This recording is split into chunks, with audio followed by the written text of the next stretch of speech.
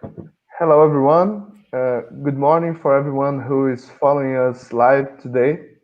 On behalf of the Graduate Program in Economics, I'd like to welcome you to the fourth event of our webinar series 2020. The aim of this series is to hold our academic community together during these difficult times of social isolation.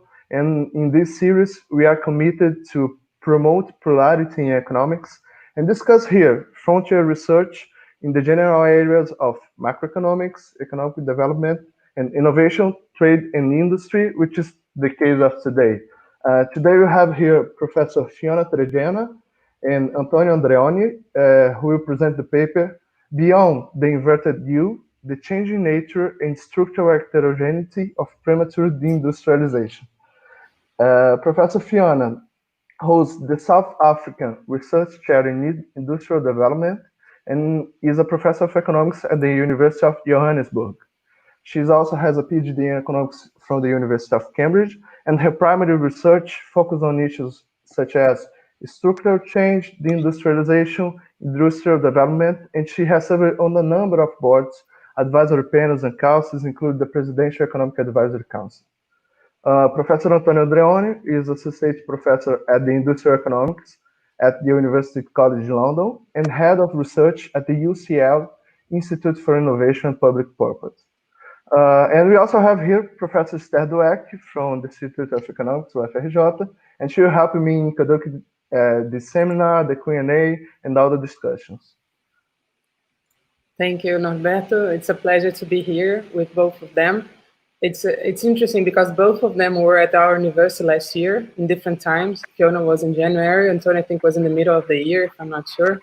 So it was a great pleasure to have you here also in this virtual environment here. It's good. I think we have to, even after all this, what's happening now, I think we should keep this kind of interconnection because it's actually great to have both of you at the same time. You're not in the same country. So it's great to have both of you at the same time with us at our university. I think it would be a great idea to have more and more environments like this.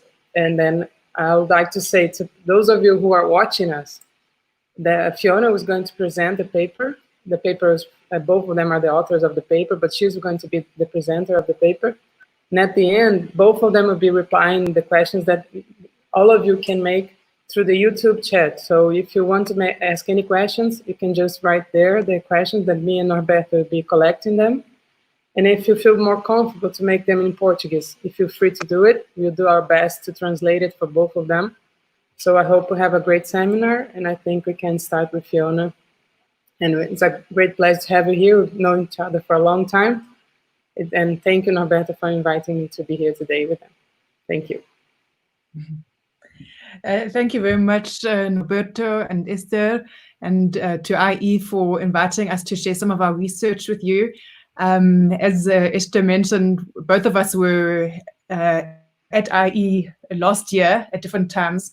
So it's great to reconnect, even though virtually, and hopefully next time it will be in person. I'm going to try to share my screen here, so just give me a moment.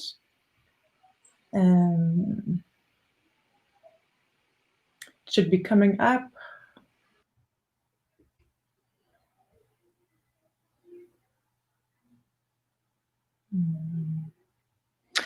Norberto, I think that the one of slides needs to be, yeah. Can you make it a bit bigger?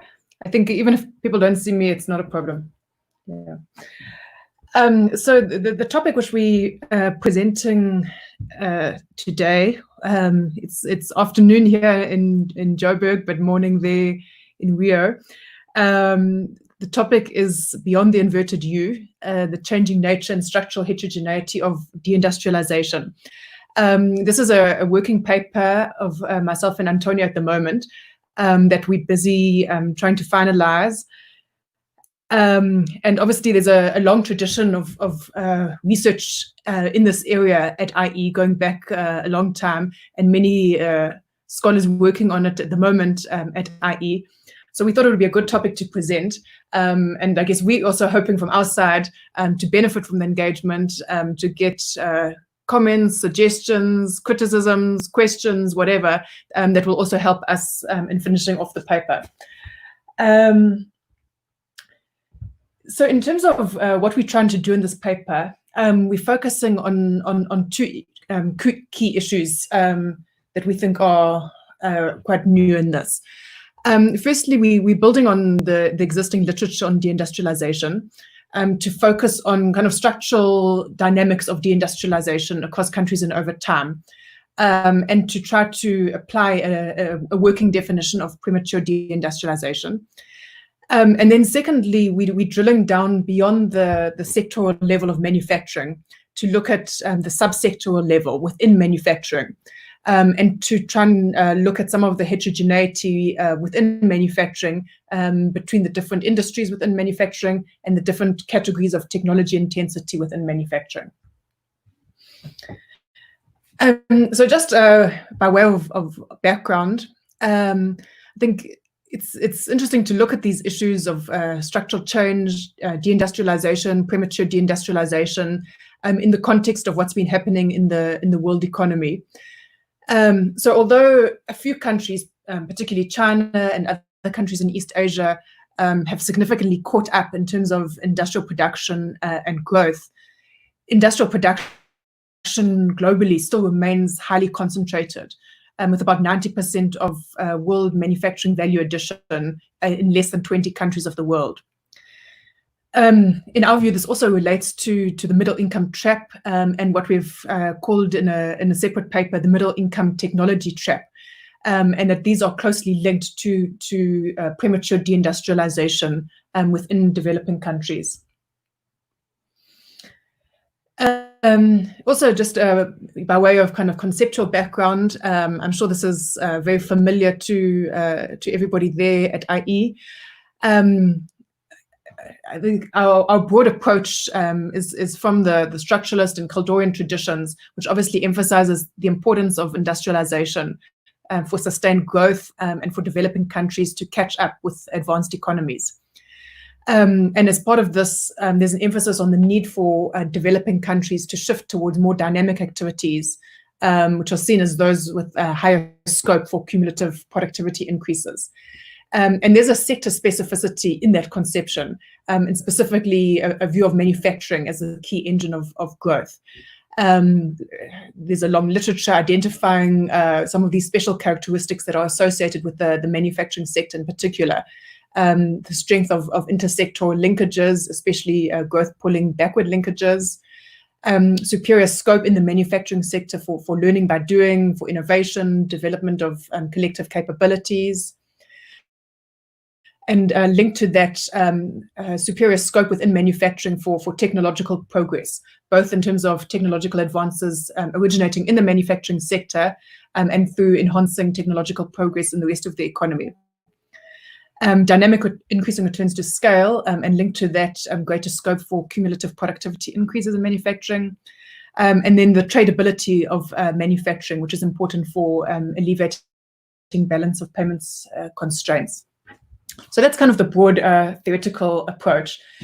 And from this kind of perspective, deindustrialization, which we're referring to here as a relative shrinkage in the size of the manufacturing sector as a share of countries' employment and GDP, would be expected to negatively affect growth and development.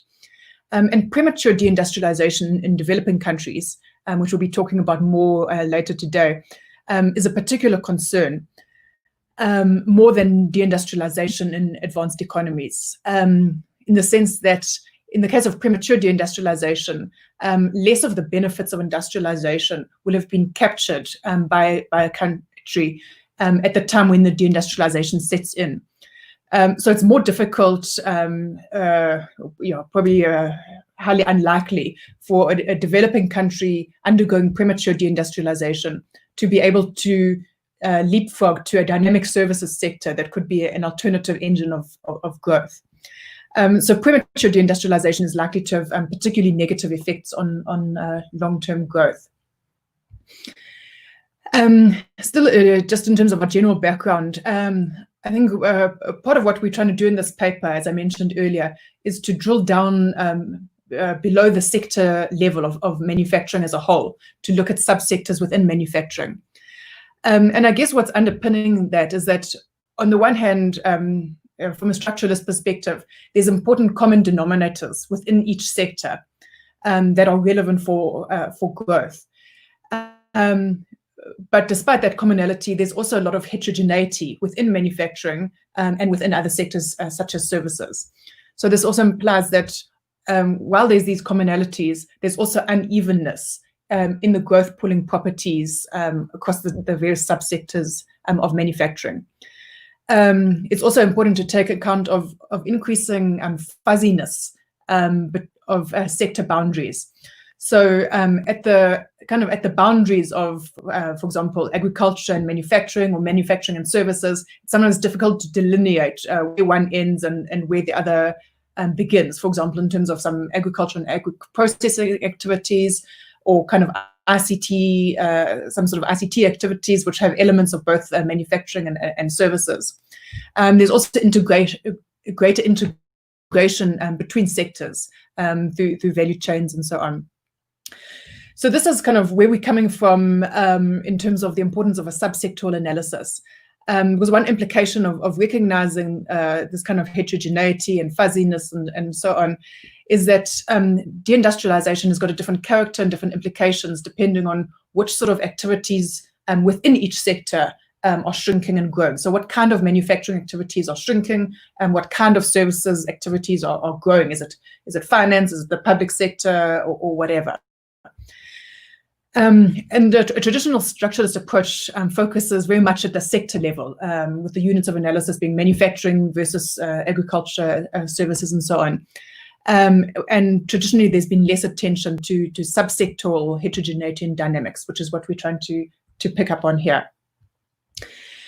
So in terms of the relevant bodies of literature within which our paper is located, there's sort of 4 key bodies of literature that we draw on.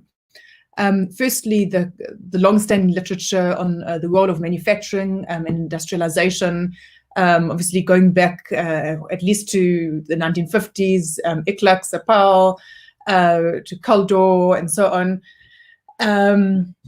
Then secondly, the body of literature on deindustrialization. So there's the seminal works of Bob Rowthorne, Ajit Singh, and others, and as well as more recent work on that.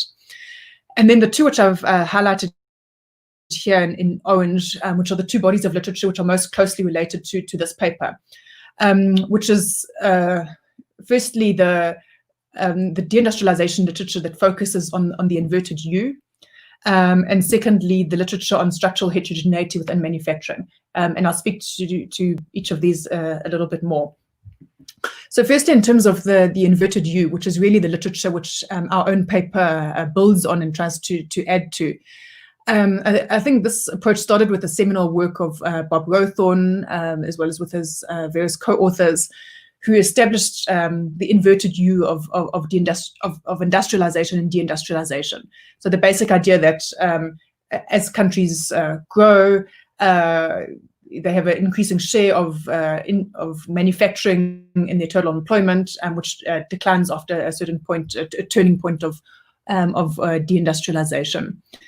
That work was built on by Gabriel Palmer, whose work I think is well known there, with his paper 4 Sources of Deindustrialization. And I'll refer back to this later on in the presentation. There's also the widely cited paper of Danny Roderick on premature deindustrialization, which again builds on the concept of the inverted U. And various other papers, including some of myself and others, which have tried to estimate this inverted U and looked at shifts within that over time. But this literature is very much focused on manufacturing as a whole, not at the subsectoral level, which is where we're coming in here.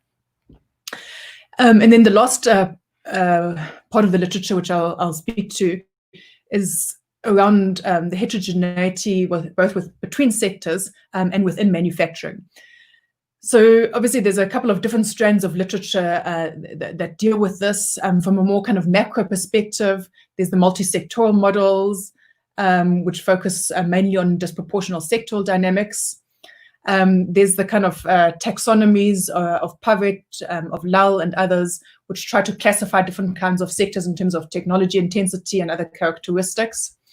And then broadly from kind of Schumpeterian, neo-Schumpeterian evolutionary perspectives, which emphasize heterogeneous behavior across firms in innovation and technological upgrading. Again, this kind of draws attention to the sort of heterogeneity, including at the subsectoral level. And then I guess it also connects with the broader literature on technological upgrading, particularly within the manufacturing sector. So the emphasis on innovation, on the building of technological and other capabilities, shifting towards more technology-intensive activities. This kind of approach can be seen as part of the micro foundations of structural transformation. And again, it kind of draws attention to the heterogeneity of different kinds of activities. So coming to what we're doing in this paper, in terms of our methodology, there's basically two parts of our empirical analysis. So firstly, we will present some analysis at the aggregate level of manufacturing as a whole. So we estimate just a basic regression yielding the kind of classic inverted U curve, which allows us to identify the level of GDP per capita and the share of manufacturing for the turning points associated with deindustrialization, both in terms of the shares in total employment and in GDP. This allows us to characterize country positions and trajectories and to identify possible premature deindustrializers. So for this part of the analysis, which is for manufacturing as a whole, our analysis covers 161 countries, which is almost all of the world GDP. It's a balanced data set covering the period 1995 to 2005. And our estimations are just simple OLS ln-log quadratic estimations without any covariates, as per the classical inverted U literature, estimated with robust standard errors. And all of the analysis, we do it for both employment shares and GDP shares. But in the presentation, I think the charts I'll be showing are mostly for employment shares. And then in terms of our subsectoral analysis, for this, we disaggregate manufacturing into three broad categories by technological intensity: low tech, medium tech, and high tech, and then into 17 subsectors, which I'll be showing in a few minutes. And then we follow the same estimation strategy as for aggregate manufacturing. For the subsectoral analysis, we're covering 67 countries, which is still 83% of the world GDP. And for this, we unfortunately have a bit of a different time period, 93 to 2010, due to data availability. So coming to the presentation of some of the patterns and results that we've picked up. So what I'm showing here is basically the classical inverted U-type curve, where we can see that as countries grow in terms of GDP per capita along the x-axis, the share of manufacturing in total employment initially rises, reaches a turning point, and declines. The two curves which are shown here, the red curve is for 2005, and the blue dashed curve is for 2015. And here we can see the downwards and leftwards shift in this curve, which has been identified by Palmer and others. So the downward shift, implying that over this period between 2005 and 2015, deindustrialization is setting in at a lower share of manufacturing and total employment than was previously the case. And the leftward shift, implying that that turning point is happening at a low level of GDP per capita than was previously the case. So this confirms what's been identified by Palmer and others as this downwards and leftwards shift in the turning point of deindustrialization. So the kind of working definition that we propose in the paper of premature deindustrialization, based on this conception, is where three criteria are met. So firstly, that the manufacturing share of employment and or GDP is shrinking. Secondly, that a country falls below the curve. So meaning that its share of manufacturing in total employment or in GDP is less than would be predicted based on cross-country patterns. So for example, even if a country was experiencing a fall in its manufacturing share, but it was located up here, for example, it would mean that it's still more industrialized than would be expected for its level of GDP per capita. So we don't count that as a premature deindustrialization. And then the third criteria that we suggest is that countries fall to the left of the turning point. So in other words, having a GDP per capita that based on international patterns, they shouldn't yet be deindustrializing. So it's important to recognize that these criteria are time specific. So having a particular share of manufacturing and employment or GDP for a particular income per capita might qualify a country to be regarded as a premature deindustrializer in one period but not in the other, because the curve itself is shifting over time based on international patterns. So based on this regression, we then suggest a kind of typology of countries based on two criteria. So what we are showing here is on the x-axis, simply the change in countries' share of manufacturing in total employment. So for countries to the right of this of the vertical line, means that over the period of analysis, 2005 to 2015, they were growing their share of manufacturing in total employment. And for countries in these two quadrants, to the left of the vertical line, their share of manufacturing in total employment was shrinking. And then along the y-axis, we've plotted the difference between countries' actual and predicted share of manufacturing employment, of manufacturing in total employment, based on the regression. So this is basically just the residual from the regression. And for countries in these two quadrants, so above the horizontal line, they have a higher share of manufacturing and total employment than would be predicted based on their income per capita. And conversely, for the countries in these two quadrants at the bottom, they are less industrialized than would be predicted based on their income per capita. So from this, we then classify countries into these four groups aligned with the four quadrants here. So for countries which are what we call, it's kind of in the analogy of a bicycle race. So for countries which are ahead, are those which are more industrialized than would be predicted. And those which are behind are less industrialized than would be predicted. But those ones which are speeding are the ones which are growing their manufacturing, so they're getting further ahead. And conversely, those ones which are slowing are those ones which are declining in their share of manufacturing. So from a kind of a structuralist perspective, this quadrant over here is obviously the best one to be in. More industrialized than would be predicted, as well as having a growing manufacturing share. And here we can see it looks a bit technicolor. The coloring of the points are according to geographical regions. I think they're self-explanatory here. We see quite prominently a number of East Asian, but also South Asian countries featuring here, as one might expect. So for example, Cambodia, Indonesia, Thailand, Vietnam, Myanmar, even Bangladesh and India featuring there. So these are the kind of dynamic industrial countries. In this quadrant over here, where's my mouse gone? Here. In this quadrant over here, you see a lot of blue dots, which are basically Europe and North America. So these are countries which have traditionally been industrialized, and even today are actually more industrialized than would be predicted based on their income per capita, but which are deindustrializing. So their shares are actually falling. So in that sense, we call them ahead, but slowing. countries in this quadrant are less industrialized than would be predicted, but they are actually speeding up because they're further industrializing.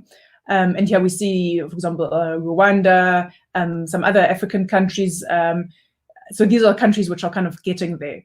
And this quadrant over here is the worst place to be in. I see South Africa, my own country there, the UK, Uruguay, Zimbabwe, Chile, and so on. So these are countries which are less industrialized than would be predicted and are further deindustrializing.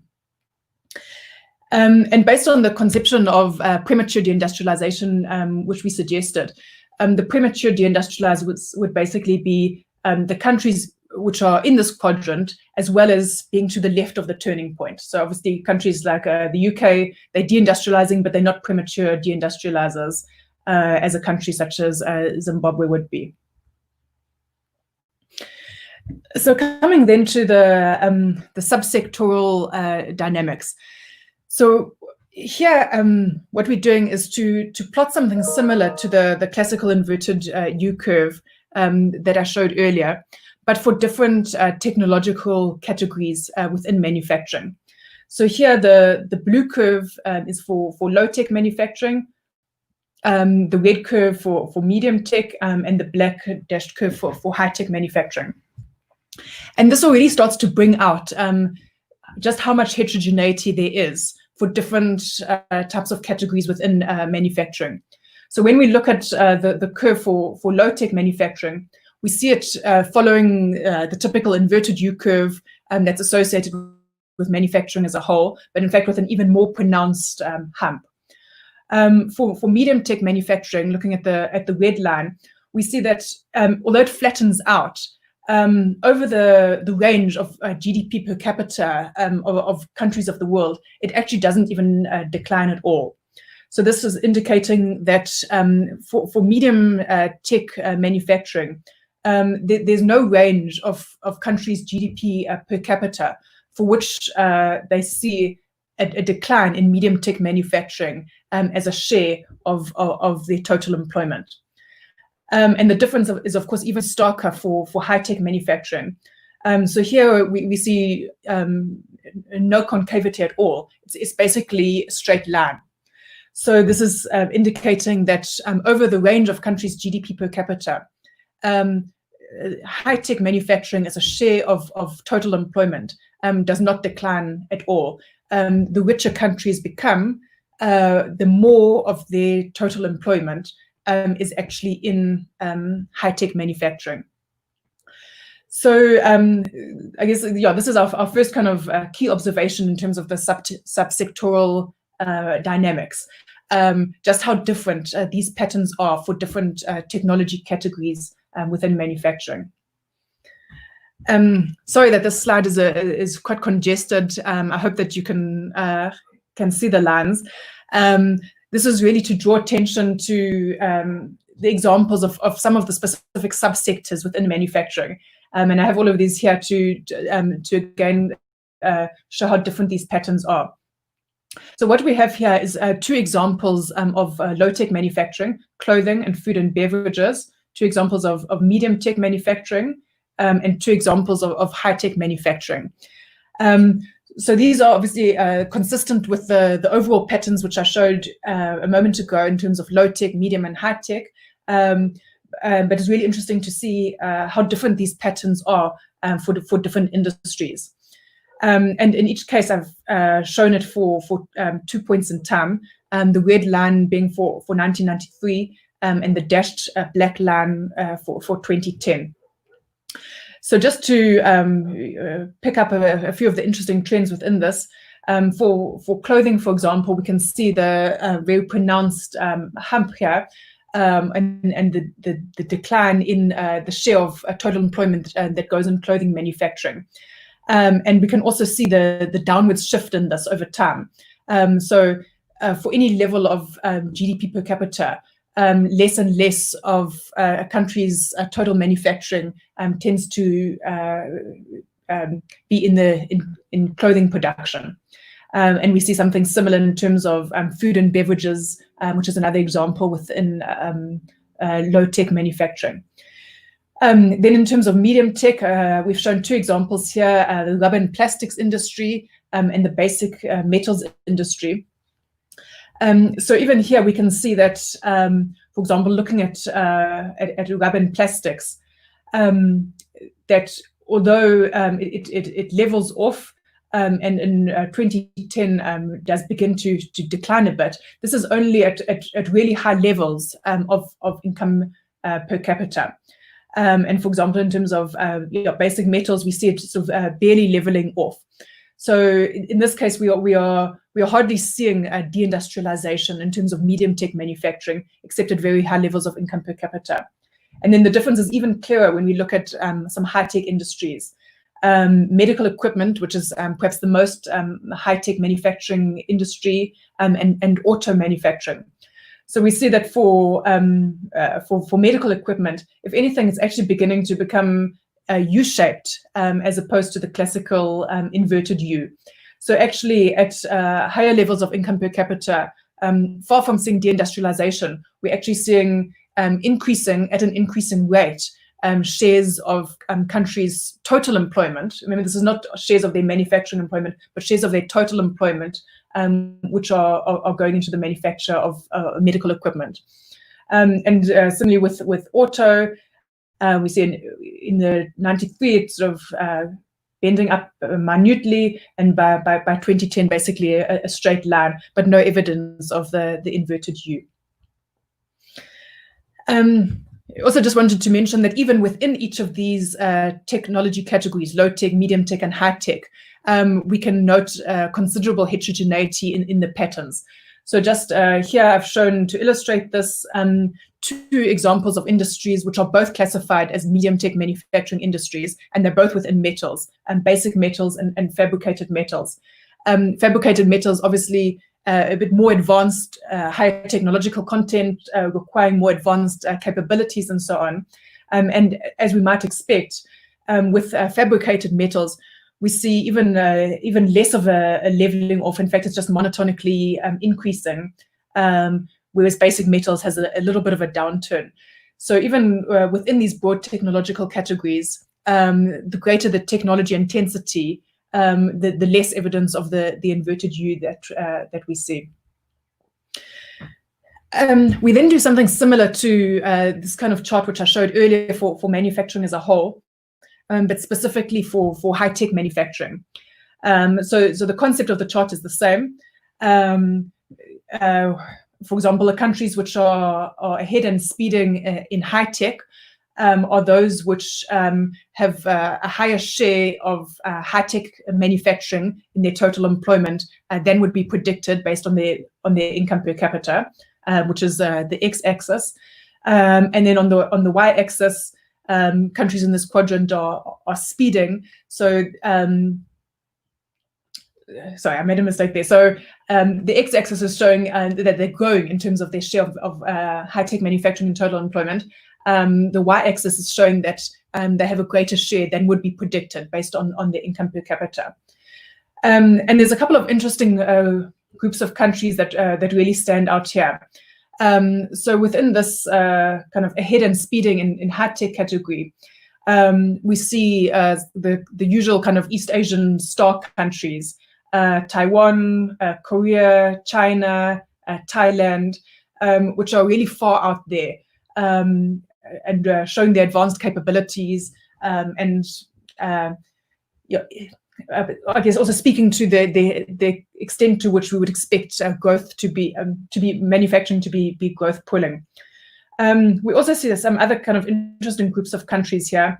So Finland is another country that stands out here, obviously well known for its high-tech manufacturing.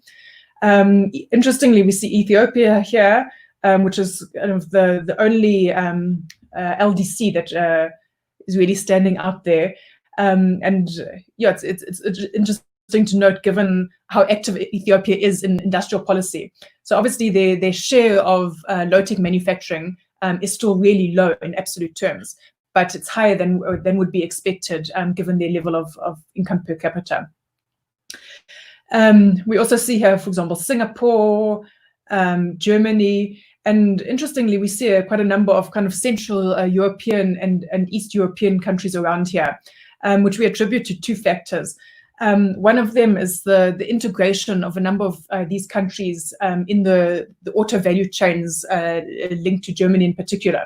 So, for example, in Hungary, the Czech Republic, and so on, they have pretty high shares of auto manufacturing, which is classified as high-tech manufacturing. And we think it might also have something to do with the historical trajectory of these countries, that even though they've deindustrialized significantly from the very high shares of manufacturing which they had previously had, they still retain pretty strong industrial capabilities and a skills base relative to their income per capita. Yeah, here I can just comment on some of the laggards. So the countries which have less high-tech manufacturing than would be predicted, and the shares shrinking. So we see, for example, the US, UK, Spain, South Africa, Greece, Egypt, and so on. So yeah, for these countries, not only have many of them deindustrialized, but they're also not doing well in terms of even high-tech manufacturing. Okay, so I'm going to be moving towards wrapping up by kind of drawing together some of the key observations from our empirical analysis. So the first thing which we want to draw attention to is just how much heterogeneity can be observed within the manufacturing sector. And I think it underscores the kind of the starting point of our analysis, which is to say it's really important to drill down below manufacturing as a whole.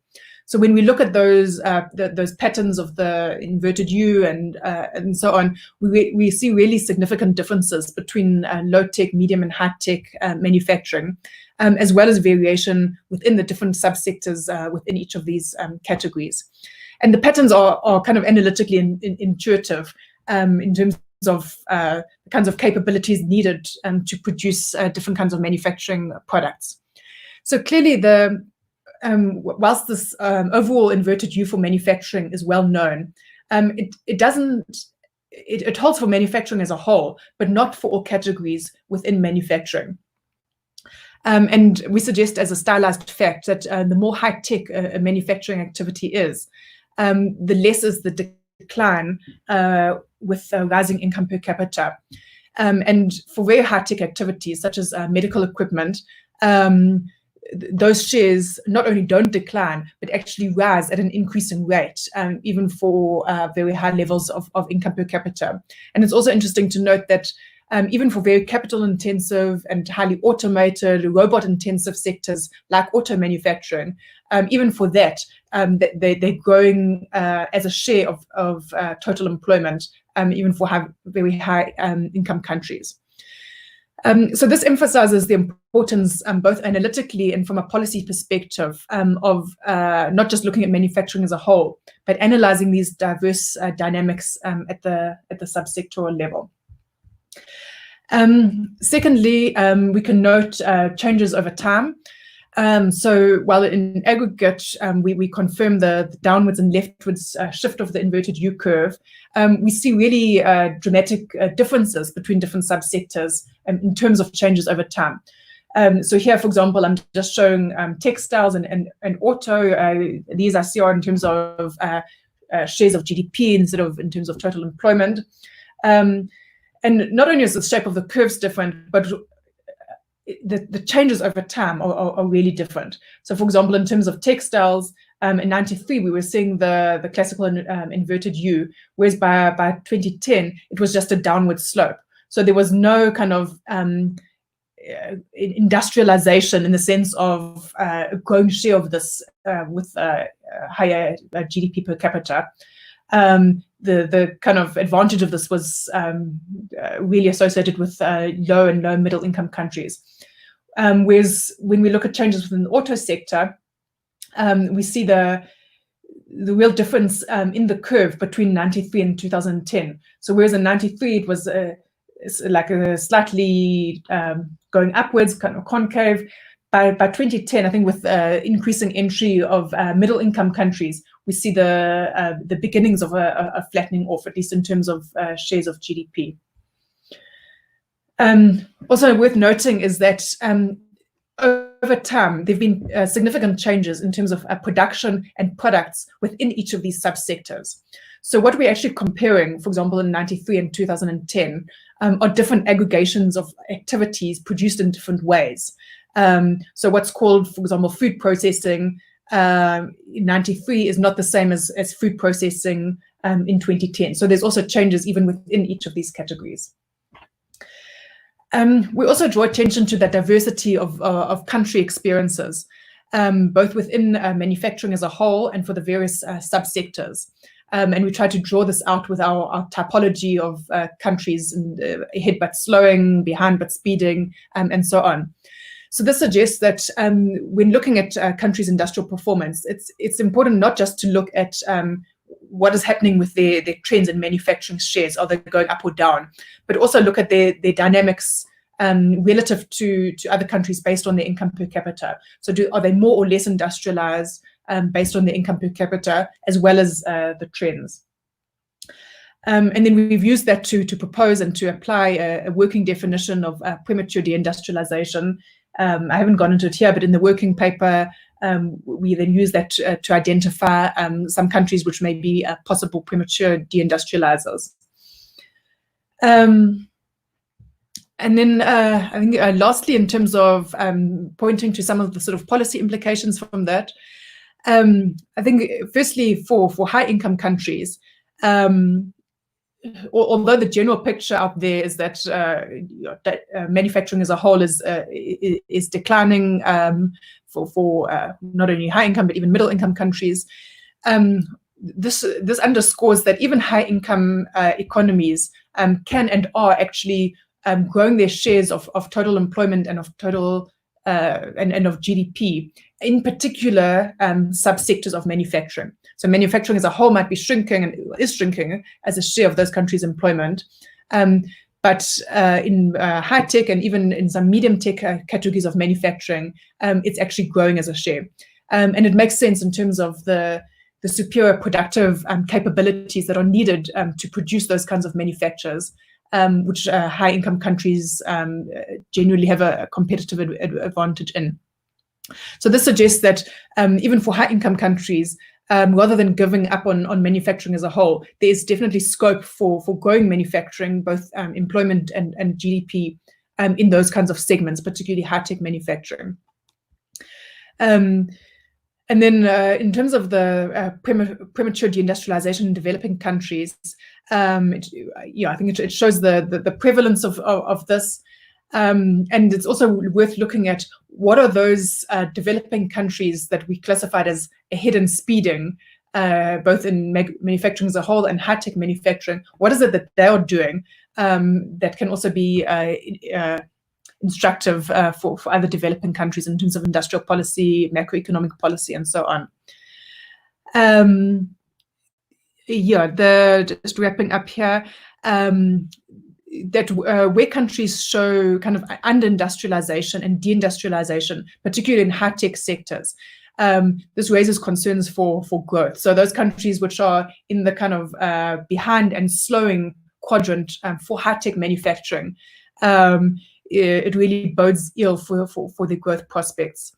And lastly, I mean, it's not a new point, but I guess it just, again, underlines the importance of targeted policies that take into account the specificities of structural change in particular countries.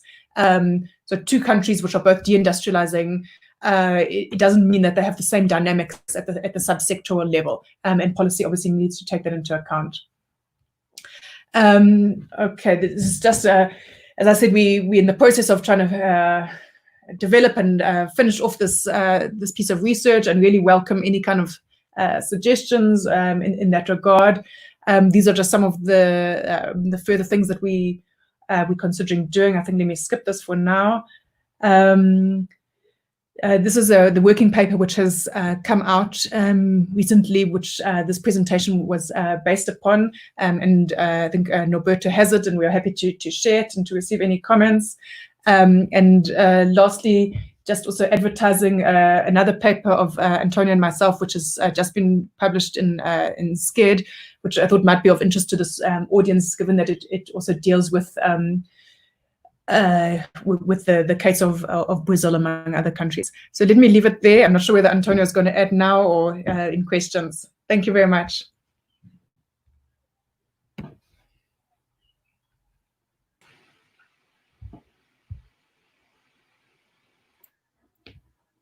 Thank you, Fiona. Thank you very much. I think Esther will start the Q&A. You have a couple of questions in the live chat, but I think Esther, if you can start. Yes, well, first of all, thank you for the great presentation and for the great paper. I think even Paulo Gallo was commenting here, it's a great paper, and I totally agree with him. I received from some friends that some of the pictures saying, wow, this is a great graph. This is incredible the way you guys actually looked into the manufacturing sector and found out some different stylized facts, as you mentioned. So I think this is a great paper, and I do have a couple of questions. I don't know if Antonio wants to say something before.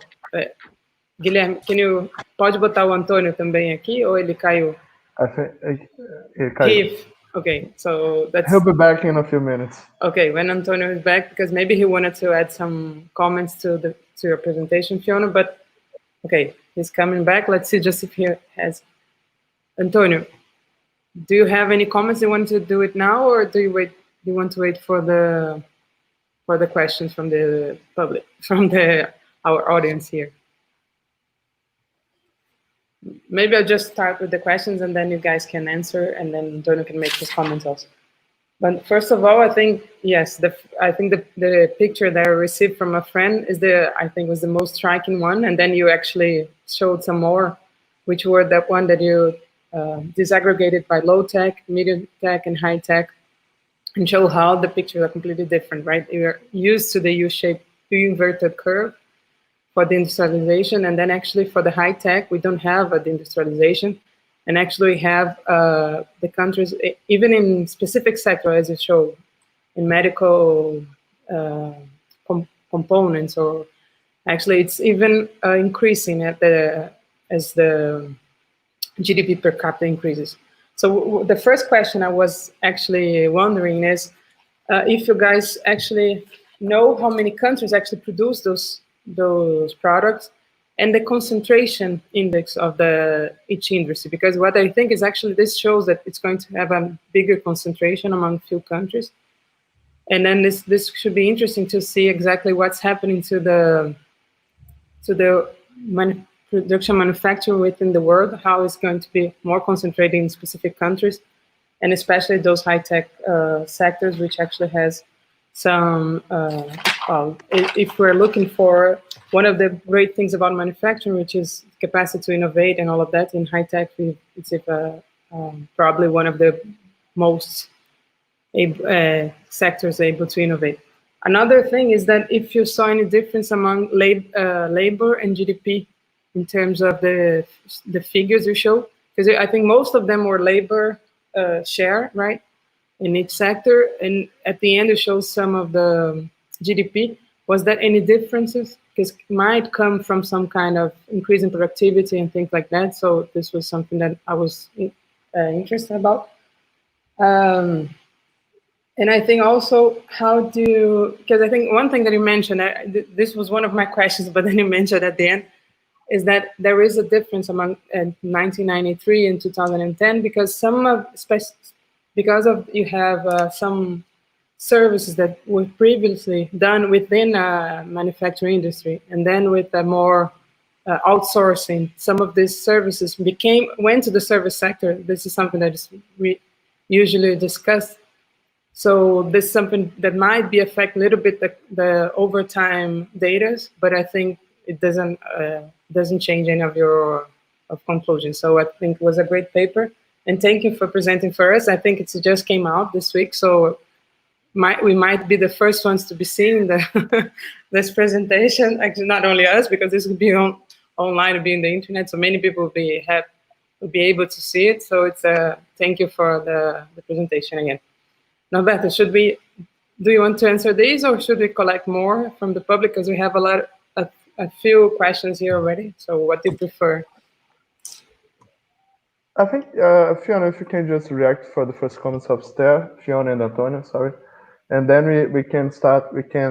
I'm doing here a first block of questions. So. Okay. I'm not sure if whether Antonio can hear and would like to make some comments. Antonio? I think his internet connection is a bit unstable. Okay. Well, let me just comment. I hope you will be able to hear and make some remarks also. Thank you very much, Esther, for those really insightful comments. Yeah, I won't respond to all of them. I mean, I think in terms of how many countries produce and the degree of concentration within high tech, I think, I mean, virtually all of the countries that we looked at have got some sort of employment within those, even if it might be small. But I agree with what you surmised, that certainly the concentration within a high tech will be higher. I mean, even within some of the low-tech industries, it's also going to be relatively concentrated. For example, clothing, we know it's concentrated in Bangladesh and other countries. But I think it will also be worth actually formally checking the concentration indices of these, and perhaps linking that to these structural changes within each of these sectors. In terms of the differences between shares and trends in GDP and employment, yeah, I think in the working paper we show all charts in terms of both of those, and the overall patterns are consistent, but certainly there are differences. And I think, as you rightly suggested, linked to productivity. So the fact that productivity overall is higher in manufacturing than in the rest of the economy, we find the turning points to be lower in terms of the GDP, in terms of the employment shares compared to the GDP shares, but also some of the trends are different. And yeah, I think yeah, I agree with what you were mentioning about outsourcing. It's part of the part of those changes that I was mentioning in terms of the way that actually integrate another. And I think for me, it also just underscores the importance of not just leaving it at a sectoral level, but also drilling down below that. Yeah, I think Antonio says he can hear better now, so I'm not sure whether he will add something. I don't know if he was able to hear the questions before, so okay, no. So I'm sorry. Sorry, everyone. Next one. No, but Antonio, do you want to make some comments on Fiona's presentation? Maybe you want to add something I think move to. Yeah, no, I think in general, I think for many of us who have been working on industrial economic issues, and IE has a big community of people working on these things, to a certain extent, we are trying to find a way to show something that intuitively from more micro studies, we always knew that actually there is this dramatic heterogeneity, right? To a certain extent, we are also responding to those contributions. We've been too much relying on these sort of more macro structural analysis, which undermined actually not only heterogeneity, but also the idea that actually you can have a different pattern of structural change. And as a result of that, you end up basically suggesting that there is a sort of destiny. Countries are supposed to deindustrialize at some point. Actually, I think by disaggregating, we show that it's a matter of really actually unpacking what industrialization and deindustrialization really means. I think the other aspect is probably responding a bit also to the work that, of course, Roderick did in his paper on premature deindustrialization, is going back to this way of classifying group of countries not by their static properties, but their dynamic properties. And I think that is the other advantage of that type of mapping exercise, which is a bit more capable to make this type of distinction. At the same time, I think the question was about, there was a question around global value chains and so on.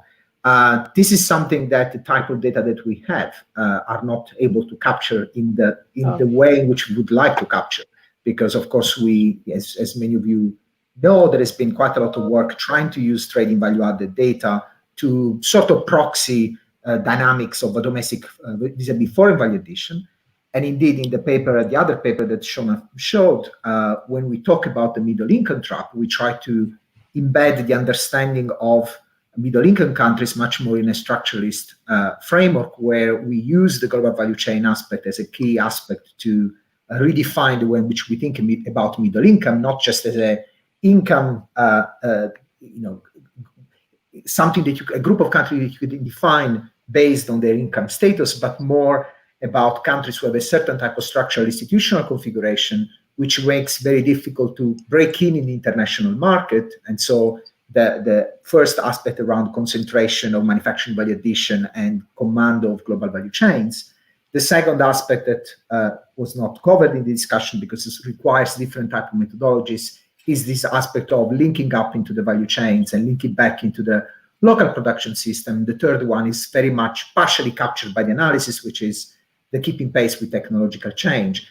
And we try to articulate how that type of work is equally important in terms of unpacking what is behind this heterogeneity. Because, of course, the breaking in, the linking up, linking back, and the keeping pace with technological change, again, is something that depends very much on the differences across these sectoral value chains. Thank you. No, okay. Thank you, Antonio. We have a few questions already. I'll make one of them first, which from Felipe Silva Amaral. He's our PhD student, and he made some questions, so maybe I'll pack all of his questions first, and then I'll pass to others that we also have here. I'll also write in the chat here, so you guys have the questions. Okay. Oh, did you put it already here, Norberto? Okay. So, okay, I'll just make it out loud so people can hear. So the first question was, well, Antonio already was answering this because I think he saw in the chat, but the idea is we can think that global value chains, GVCs, are as a geographical reorganization of the global supply of manufacturing. Goods and its components that were previously produced in the central countries started to be produced elsewhere. However, entry into the GVCs does not guarantee that a country will develop or industrialize from them. Furthermore, the results of the paper show that not all sectors and subsectors follow the U inverted shape, with the high-tech products being produced by the wealthiest country. How do you think the advent of the GVCs may have affected this pattern of inverted U industrialization? And a second question from him is, furthermore, how do you think the global macroeconomic scenario since 2011, the global trade slowdown, euro crisis, Trump's trade war, and all of these things, affects the country's possibilities for industrialization? I'll do this first, these two questions, and then we can go to the next ones. Could you hear me? Yeah. Fiona, would you like to address the macro one? I address the GVC one as you want. No, you go ahead. I think I've talked a lot. I'll comment on the emissions. Right. I think there is something very interesting going on in terms of, first of all, trying to identify what is the moment where this shift happened. And there has been a big emphasis around the post-financial crisis. The financial crisis represented an important structural shift. We did some estimation in the past with colleagues in UNIDO in terms of how much manufacturing was, what was the manufacturing loss associated with the crisis. And there was a disproportional effect, which basically accelerated something that was going on already in the previous decade. So if you really want to capture this long-term shift in terms of global value chain, we really need to go back to the mid-90s. You know, if you take into consideration that China, starting from 1995, start basically every 5 years to gain 5% share in world manufacturing value-added shares, you basically have a long-term 20 years of basically structural adjustment, structural change at the global level through GVC. Now, the issue is that when we say how developed countries or advanced manufacturing countries have been affected by GVC, again, the heterogeneity comes into the picture, because I think, for example, we discussed a bit about medical device. With the coronavirus, people realized that the medical device sector, of course, is a global, relies on a number of global value chain, but at the same time also relies on quite localized industrial ecosystem who still control dramatically the full spectrum of capabilities that are required to produce these complex machines. And it's remarkable how, if you think, for example, the UK and Germany, you compare in Europe these two countries, or my own country, Italy, vis-a-vis the UK or France, you realize that these countries in this specific sector follow very different patterns. So, for example, the UK has retained capabilities in the pharma sector, mainly concentrated around the AstraZeneca and GlaxoSmithKline, and two main clusters that are around that industry, but lots of capacity in instrumentation and medical device. So you actually have that even very close sectors, like pharma and medical device, have actually diverged quite dramatically. So the leading companies in these countries have taken very different strategies vis-a-vis a German context, where you still have the Fresenius, B. Braun, the companies who have been actually operating more on the instrumentation and drug delivery and drug pharma.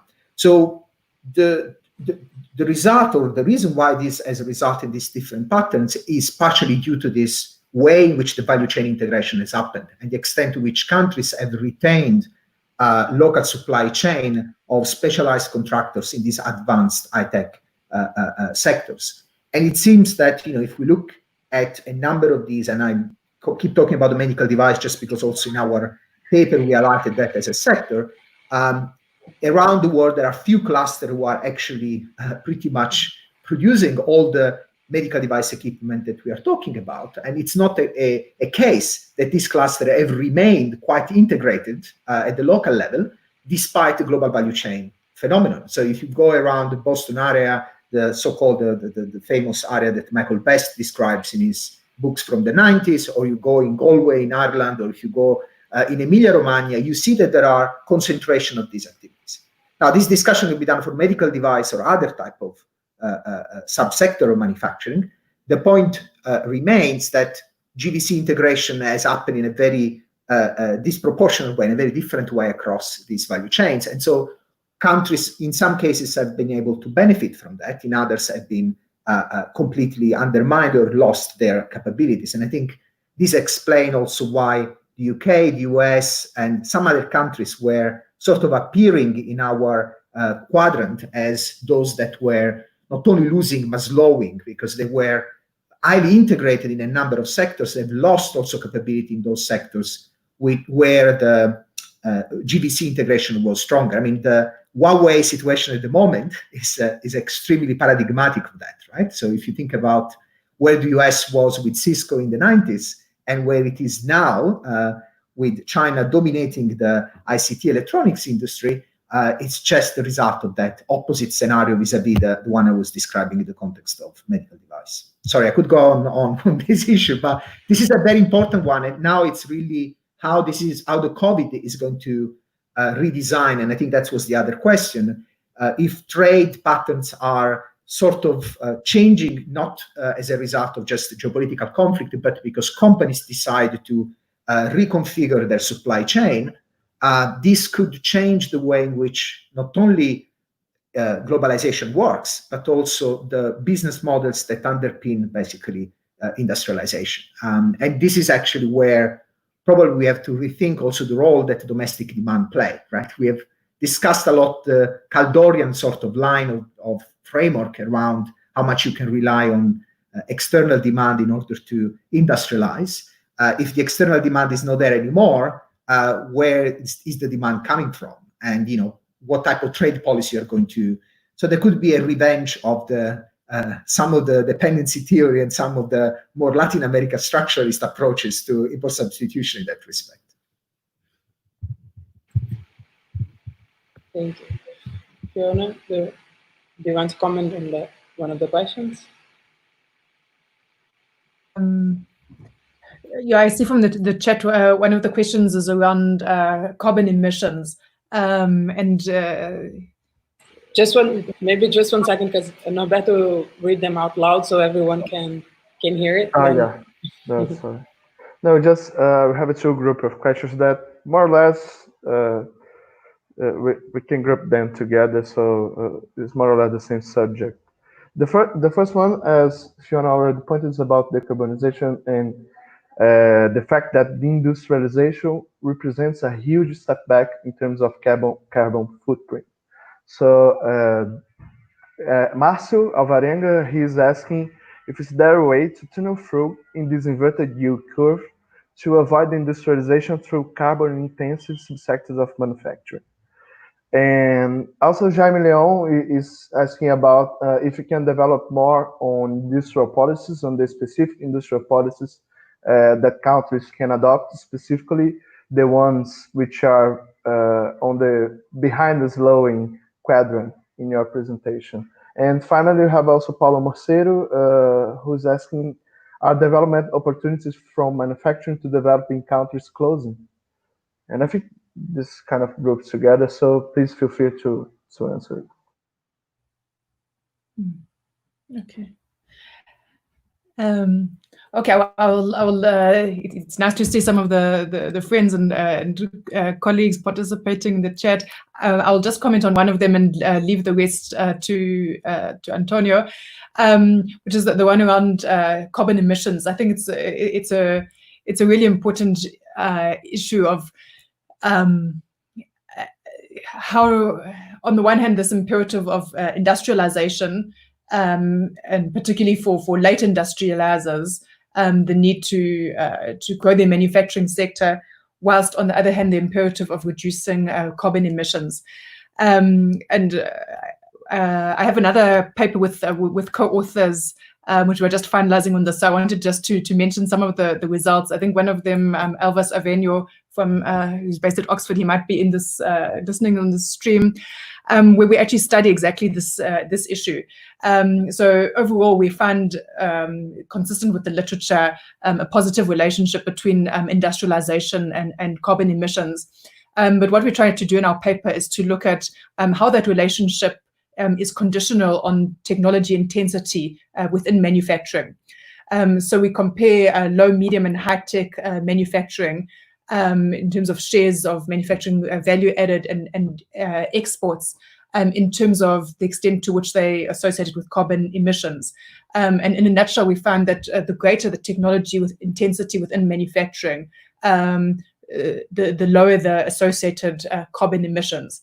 So I think it's an interesting way of linking the climate change issue to the kinds of things which we've been discussing in this seminar around heterogeneity within manufacturing, and especially by technology intensity. So whilst there's a long-standing recognition of the need for technological upgrading linked to catching up and industrialization, this can also be important in terms of mitigating carbon emissions. Of course, having said that, it's not to suggest that technological upgrading is just a piece of cake, especially for developing countries. It's also about building those capabilities and so on. I guess it also links in some ways to the paper of Antonio and myself, which I just put up at the end, the one which has just come out in Structural Change and Economic Dynamics, where we introduced this idea of a middle income technology trap, with the case studies of China, Brazil, and South Africa. Perhaps Antonio can comment further on that, because I think it links with one of the questions around what sort of industrial policies which are also developed there. Yeah, I think the two questions around what are if there are development opportunities from manufacturing and what industrial policy are basically part of the two sides of the same coin, because I think the problem is, how do we define what is manufacturing today? The part of the literature that we've been referring to in our paper has to a certain extent recognized that over time these boundaries between different sectors have changed. So the way in which we called certain activities manufacturing activities, today we call them advanced business services, or knowledge intensive business services, and so on. So by defining things in different ways, we also steer our attention in terms of where industrial policy should be focused or not. So if we think about manufacturing in a way that actually captures the nature of what manufacturing is about, which is a specific way of organizing processes, technologies, and so on, that can be applied across a number of sectors which are not traditionally defined as manufacturing. And there could be opportunities in a number of developing countries to actually develop manufacturing capabilities, even in sectors which are not traditionally defined as manufacturing. With Fiona and other colleagues, we've been all part of this quite big endeavor, which was this Oxford Handbook on Industrial Policy, which I think is coming out this year, where many of us, and in particular, I had a chapter there where I was trying to explain the shifting terrain of the industrial and how technical change has been driving this type of shift, and at the same time opening opportunities for new type of industrialization in different areas. And this is something that, if you want, engineers and people working in the real business sector are fundamentally aware. So there is an element of capturing what is the nature of the changing our epistemological stance to be able to identify where these opportunities exist. Then, of course, when the opportunities become clear in terms of what sectors and what activities can be supported, then the problem becomes what are the instruments that are more appropriate. And here, I think there is an element of recognizing that there is a plethora of different type of instruments around both supporting and directing finance to make structural change possible, both in terms of investing in production capacity and technological change, but also there are a number of other type of non-financial support activities that are absolutely critical in order to scale up a number of technologies. So in the case of the paper Fiona mentioned, we exactly try to compare, just as case studies, not as a representative of best practice in any shape or form, but just as a different approaches, 3 models, including the Embrapa model of, in Brazil, having a technology intermediate network of centers which provides technology services, vis-a-vis models like the one adopted in China in the context of the so-called InnoFund model, which was a derivation of the early initiative for technology support from the Torch program, in-I3 program from the 80s and 90s, which basically use hybrid finance and different combinations of grants, loans, procurement, and so on to actually support early stages of development of new technologies. And then we compare the experience of China and Brazil with the South African one, where if you look at the last 10 years within the so-called IPAP, which was a sort of Plano Mayor in South African source, so a big overarching plan of industrial policy across sectors, one of the main instruments was related to a matching grant scheme, which was actually trying to support another stage, so finance for another stage of development of the technology, which was much more about the absorption and the diffusion of the technologies. So the paper basically tried to point out that you can have a full list of all these type of different instruments. The problem is understanding what functions these different instruments can perform and what is the most appropriate context-specific form that the institution and the instrument can take. And here I'm explicitly making reference to all that literature which has been in institutional economics, and I saw someone also was mentioning some of Pagano's work in relation to monopoly and monopoly power. All that work that has been basically pointing out the importance of understanding that the same institution can perform different functions and they can take different forms. And this means not just looking for instruments, but looking for how the same instruments, let's say development finance, or let's say the wide procurement, the service-based technology services, and so on, how all these have been calibrated, developed, institutionalized in different countries, and trying to identify what is the instruments and the political economy setting that match the best in each country. And I think there is where there is more challenges. It's not so much thinking about the instruments, because there is a huge literature and experiences of that. It's more how you match an instrument to the specific country and the specific both industrial characteristics of that country and the political economy of that. Because at the end, instruments can be replicated, but they are feasible only to the extent they are actually calibrated in relation to the political economy and industrial specificities of the country. Thank you both for the answering. We are going to our last group of questions. So, and then when you answer those last questions, you can also make your final comments if you want. And then I will just start here. I think Antonio was already mentioning one of them. It's from Marilia Bassetti. She was asked, first to thank you, Fiona, for the presentation. And it's a pleasure to have both of you here. And then she was asking, how do you relate the stylized facts of your paper to Pagano's 2014 notion of intellectual monopoly capitalism?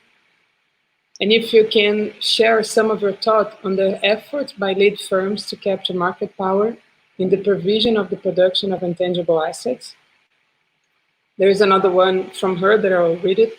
It's how this paper builds from the degree and the nature of supply chain densification for its work in definition of premature deindustrialization.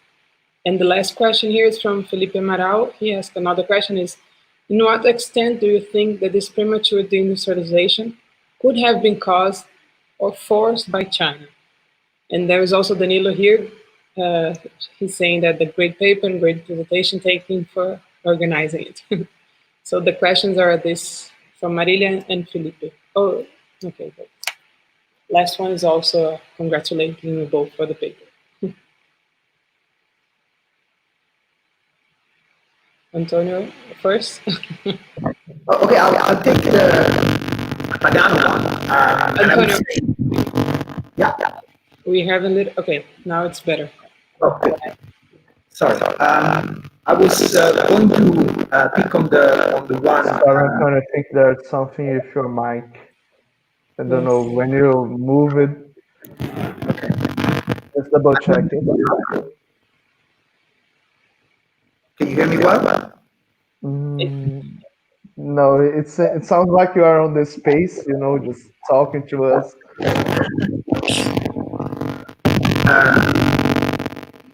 don't know what to do. No, try now. I think it's better. Is it better now? No. Actually, no. No, clearly. If Fiona, I don't know, Fiona, if you want to start, and then Antonio can check the settings on this meantime. Sure, it's probably the connection problem that will hopefully pass. Let me just comment on one issue, which is around, I guess, the sources of deindustrialization and the extent to which competition from could be a contributor. I think import penetration from China and other countries in East Asia has been one of the contributing factors to deindustrialization in many middle-income countries, as well as putting a challenge to even industrialization in low-income countries that haven't yet built up an industrial base. So I think for now, for low-income countries, for example, African countries that haven't yet built up strong industrial capabilities, it's increasingly difficult for those countries to even gain a foothold in industries such as clothing, which was certainly one of the stepping stones to industrialization. And in some of those countries, low-income countries, we see even what I've called pre-industrial deindustrialization. So while recognizing that, I think it was certainly one of the contributing factors, it's also important just to look at what are countries doing domestically that makes them able or not able to cope with that kind of import penetration. So in many cases, premature deindustrialization in particular is linked to policy changes, macroeconomic liberalization, trade liberalization, and so on. It's a different kind of phenomenon from the sort of the incremental deindustrialization that we tend to observe in advanced economies. In developing countries, I think especially in the Latin American experience, it's often triggered by some sort of liberalization or so-called liberalization. And even when we look at why have some countries failed to cope with import penetration from East Asia, while others are able to cope better, and while others, such as those in East Asia, have been able to grow their manufacturing sectors, it also brings in the element of policy choices within countries. So I think we're trying to get away from both through the sectoral analysis, but also just through drawing attention to the heterogeneity of patterns. That this notion that there's a kind of a dead end for industrialization. So certainly it's more complex to industrialize now than it was 50 years ago. Certainly there's so many changes and complexities, but there's also an element of agency and policy choices, not only around industrial policy, but also macroeconomic policy and other domains that directly affect the ability of countries to sustain their industrial sectors. I don't know. Should I try?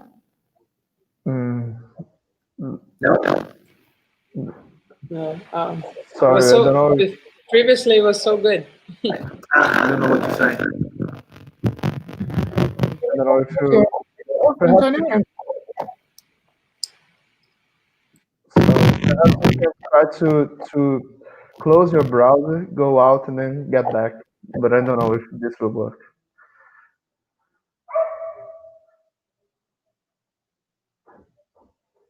I think he tried, so Okay. let's see.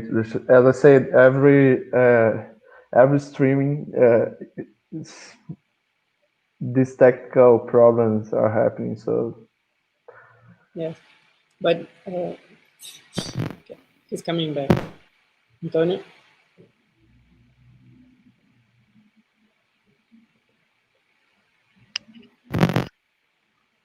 No, he's still with the...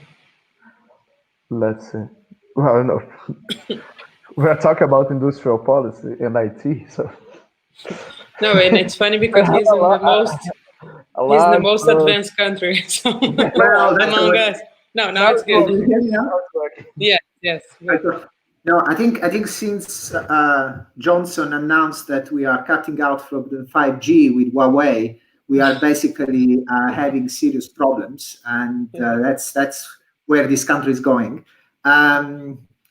Anyway, speaking of the point around intellectual monopoly capitalism and Pagano's article around the crisis of that, I think Pagano's point is very much building on an idea that there are a number of contradictions and crises emerging within capitalism that are intrinsically related to broader issues related to the financialization, related to the corporate governance, related to the institutional setting in which a business corporation operate, but fundamentally also on this issue around intangible assets and the factors that allow certain companies to capture significant value and retain this value, and eventually this value being extracted by some form of predatory capitalism. So the point here is that it's in each of these sectors we've been describing, there are, the sector is a unit of aggregation which doesn't, as we were saying before, capture the real underpinning structure in terms of organizations and the way in which each of them are a part of a sectoral value chain.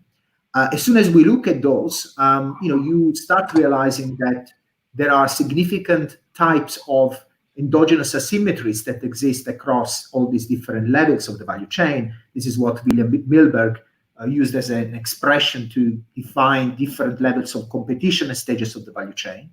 And there are areas where clearly there are significant monopoly position or bottlenecks for the development of the overall value chain. So if we think about, for example, the role that digital technology and digital platform have today in terms of as a cross-cutting technology, and how this technology, especially in the context of digital platform, can be controlled as a form of intellectual monopoly or as a form of intangible assets that doesn't allow several players to be plugged into that system, and how that can have impact in terms of routes to market, in terms of data for product design, process design, effective use of technologies. All this is a new manifestation of intellectual monopoly capitalism that, of course, in the last years we've been seeing, I think since the paper by Pagano, we've been seeing an acceleration in that respect, given the way in which digitalization is transforming the parameters for competitiveness in different industries. And I think what is also clear is, as soon as you start doing specific work in specific sectoral value chain, is how the intangible dimension is also connected to other factors. So intangible per se are not necessarily the only factor that makes difficult for companies to enter into this value chain and be competitive and industrialize. but it's a combination of factors. So we've done quite a lot of work in South Africa, for example, in the mining industry, to look at what are the factors that make, in a country like South Africa, where there is a long tradition of capabilities in the mining equipment industry, what makes difficult to actually being plugged into the global industry and create value and capture value out of that. And clearly, when you look at the level of concentration that exists in this industry in terms of the relationship with the demand, for example, mining houses, not just in South Africa, but Australia, Brazil, Chile, Canada, and so on, you realize how there are significant challenges in terms of being able to reach out the demand. So there are companies who are now controlling key stages of the value chain, controlling those because they control the technology, but at the same time because they acquired a semi-monopoly position in these stages. And that closed completely the opportunities for other companies to being plugged into that space. So I think the issue of intellectual monopoly capital is becoming more and more complex, partially for this heterogeneity across sectors, the way in which the organization, the supply chains, and where the concentration is, where the power comes from, and so on. But also because, of course, lots of these companies operate across several activities, not just as a front line in the sector. Let's say in the mining sector, companies like Sandvik or Anglo-American and so on.